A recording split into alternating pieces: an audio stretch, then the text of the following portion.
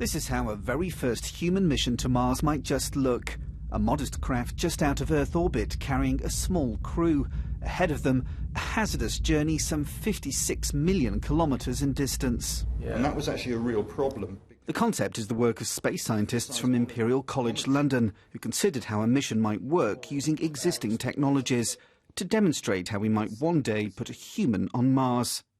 There's big jumps between a demonstration at one level and actually making a mission. But those are engineering challenges. They are not fundamentally about having to make new discoveries. And this, recreated in the BBC's virtual studio, is the interior of the craft which would take our crew on the 9-month journey to Mars. We're weightless for now, but once we're underway, the craft will start spinning, generating artificial gravity so that our muscles don't waste away. And that's important if we want to take our very first steps on the Red Planet. Radiation bursts from the sun are the biggest threat on the journey. The Imperial team say a heat shield could be used to protect ourselves during solar storms. Then there would be the perilous descent through the thin Martian atmosphere. Here, parachutes and thrusters could slow a lander, get a crew safely down to the surface.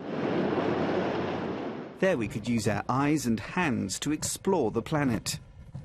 Some people think that the use of humans is something that is popular and very attractive from an adventure and inspirational point of view, but there are also real scientific benefits for sending humans. We are probably the most sophisticated computer, the most sophisticated robotic living organism that we can imagine. Getting home poses further dangers. The scientists suggest a return craft could be sent ahead of a human mission. Once aboard and after a final check of the systems, the crew would then power off to begin their journey home. All good in theory. Now we just need to decide if we're ever going to do it for real.